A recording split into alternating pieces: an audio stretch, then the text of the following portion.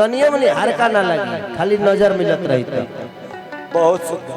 लेकिन मेरा और अक्षरा जी का एक बहुत बड़ा ऐतिहासिक गाना, मेरा अक्षरा जी का और बादशाह का, कि सैया ने देखा ऐसे मैं पानी पानी हो गए।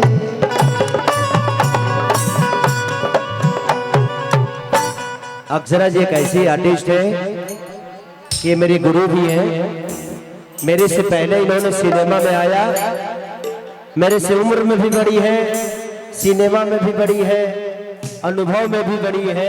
उम्र में बड़ा नहीं थी, उम्र में बड़े नहीं है, ज्यादा तेज मत बनिए आप। मैं इनसे डांस भी सीखा, क्योंकि ये हमारी बहुत अच्छी दोस्त है, दोस्त थी और शायद आजीवन दोस्त रहेंगे। ठीक है, थोड़ा बहुत होता है एक दूसरे पे, किसके साथ झगड़ा तगड़ा नहीं होता है। कभी इनकी बातें मुझे अच्छी नहीं लगी तो हम लड़ गए, हमारी बातें इनको अच्छी नहीं लगी तो ये लड़ गए। तो होता है, सबको अपने थोड़ा सा प्रॉब्लम होता है, उसमें हमारी बीच दूरियां थी। लेकिन जब हम मिले तो इतिहास की तरह मिले। और एक ये अद्भुत आर्टिस्ट है, इनके साथ जो भी इंसान काम करता है इनके रूप में ढल जाता है। और आज इनको किसी की जरूरत नहीं है कि सारीलाल अपने जगह पे बहुत बड़े हो सकते हैं, लेकिन आज अक्षरा जी भी अपने जगह पे बहुत बड़ी है। और हर आर्टिस्ट अपने जगह पे बड़ा ही होता है। और अक्षरा को ये भी कहा जाता है कि भाई पूरी भोजपुरी इंडस्ट्री की शेरनी है। तो शेरनी के मतलब ये होता है कि किसी का बर्दाश्त नहीं करना, क्योंकि जिसको काम आता है वो किसी का बर्दाश्त नहीं करेगा। क्यों बर्दाश्त करेगा जब आता ही है भाई, तुझसे ज्यादा हम जानते हैं तो बर्दाश्त क्यों करेंगे। तो वो चीजें हैं। तो अक्षरा जी के नाम पे एक जोरदार आप सब ताली जरूर बजाइए। और एक औरत का सम्मान है, और आज के डेट में पूरे बिहार, यूपी, झारखंड के लड़कियों की एक्सप्रेशन है ये। लड़कियां इनको अपनी आइकॉन मानती है। हीरोइनों तो बहुत है, लेकिन पहली ऐसी हीरोइन इस बिहार और झारखंड, यूपी की है जिनको लड़कियां अपनी आइकॉन मानती हैं, जिनकी तरह बनने की कोशिश करती हैं। तो मेरी शुभकामना है अक्षरा जी आपके लिए कि ऐसे ही आप पूरी दुनिया का, अभी तो सिर्फ 3 राज्य की बनी है आइकॉन, मैं चाहता हूं कि पूरे 140 करोड़ जनता के आइकॉन बने आप। मेरी शुभकामना है। Thank you so much. I love you. I love you too. पर I love you more. I love you more. हमारा आई लव यू मोहब्बत तारा। मैंने हमारा आई लव यू में कीड़ा पड़ल बका। मैंने हमार किरदार बा। कोई नहीं, आज आप भी इन्हीं से प्यार करती हैं, हम भी इन्हीं से प्यार करते हैं। हमारा अस्तित्व इन्हीं की वजह से है। अगर आज ये मोहब्बत नहीं की होती तो शायद आज भी खेसरिया भई से चराता होता। आपकी मोहब्बत ही है जे खेसारी को हम आई बिग बॉस में गनी से ओकरे बाद भोजपुरी के केहू जाते नहीं। टैलेंट रहता न जाइए। ऐसा नहीं है, हमारे भोजपुरी में बहुत सारा टैलेंट है, बहुत लोगों के पास हुनर है, लेकिन सब आप सबका प्यार है। हर आदमी को आगे बढ़ाना है आप सबके मोहब्बत करके। थैंक यू सो मच। चलिए, दीपावली हम क्यों मनाते हैं और दीपावली के शुभ अवसर पे, हाँ मुझे भी प्रॉब्लम लग रहा है, बाहर आवाज नहीं जा रही है तो थोड़ा सा देख लीजिए ऑपरेटर साहब।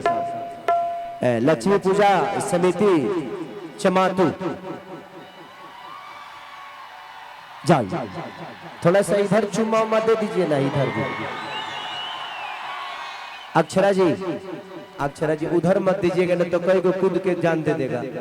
इधर दे दीजिए, इधर नहीं तो कई को इधर बेमतलब के पॉइंट खराब कर रहे हैं सब। आई लव यू। हाँ, इधर पॉइंट इधर है। आई तो राम जी की बात है, हम दीपावली क्यों मनाते हैं? जब भगवान राम अयोध्या आए थे तब हम लोगों ने दीपावली मनाई। तो उसी भगवान राम के लिए, हनुमान के लिए एक गाना।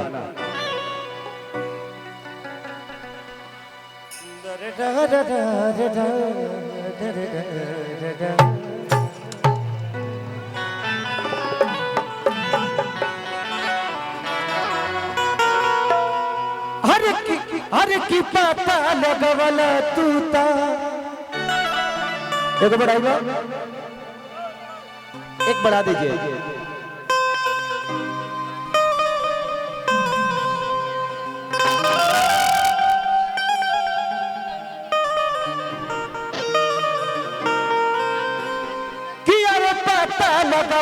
तूता समुंदर के ठान के।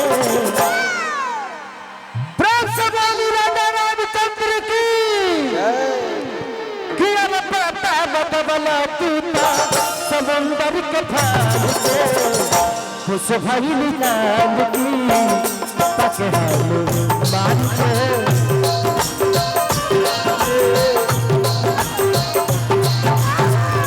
खुश भइल चांद की पकड़ल मान के।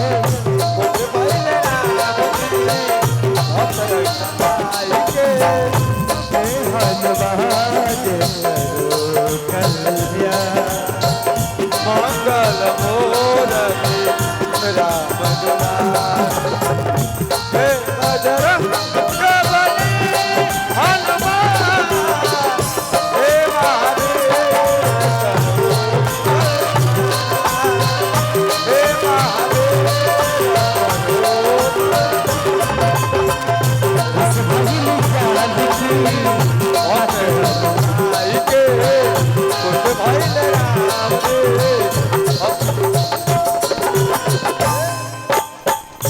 भक्त हनुमान जी से लंका में जाई के लंका जरवला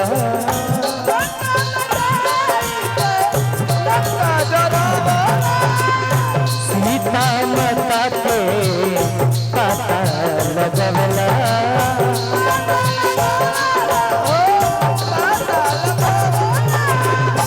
लंका में जाई के लंका जरवला।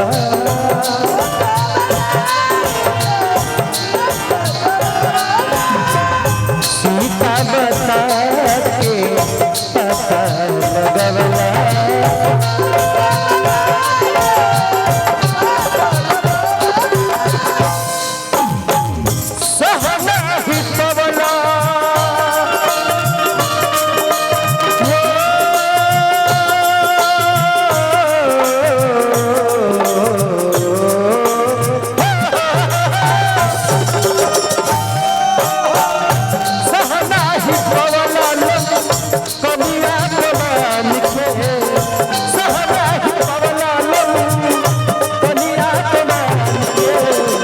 खुश भइल जान की पाके हनुमान के।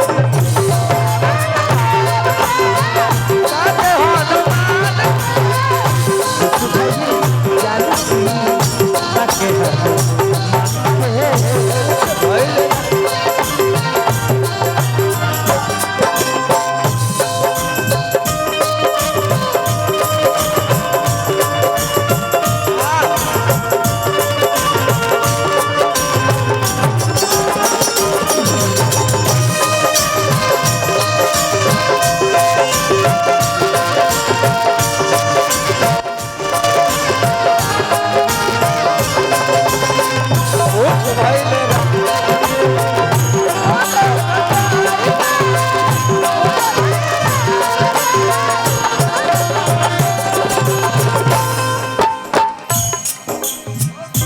मैंने बहुत झारखंड में शो किया है, लेकिन इतनी भीड़ मैंने अपने लाइफ में झारखंड में कभी नहीं देखी।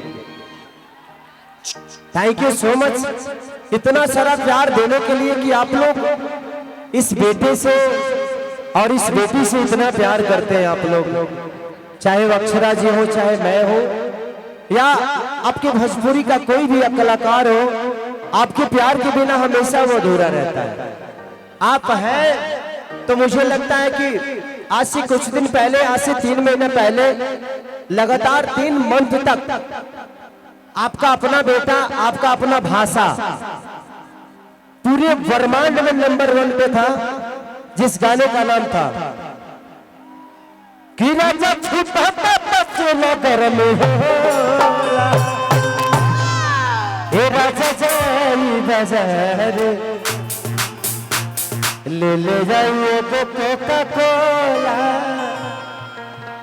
ये गाना पूरे ब्रह्मांड यानी पूरे गूगल को सबसे टॉप पे 3 महीने तक लगातार रहा, जबकि ऐसा कभी भोजपुरी में हुआ नहीं। तो आप सबका मोहब्बत ही है, जब आपका अपना भाषा, आपका अपना बेटा पूरे ब्रह्मांड में नंबर 1 पे रहता है, जबकि इतनी सारी भाषाएं हैं हमारे हिंदुस्तान में, उसके बावजूद भी लेके आए भक्त भगवान से कहा कालस कि सुनरी के मुनरी तू तो देखला,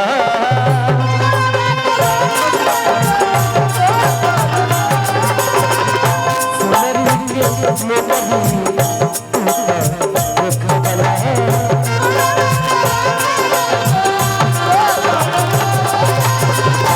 आगे मन सीता के बाबा देखला,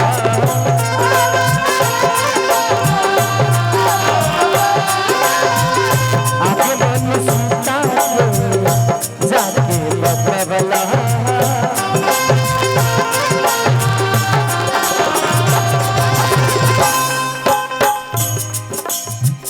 तुरते हलछन में तुरते हलछन में तू रावण को गुमान के, तुरते हलछन में तू रावण को गुमान के, खुश भइल जान की ताके हम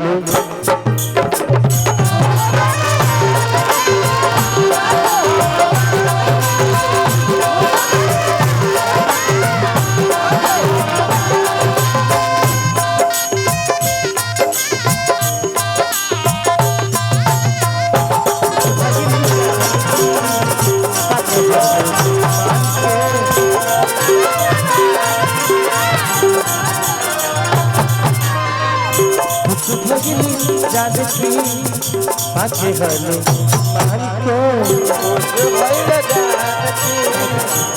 मान के, खुश भगिल जानकी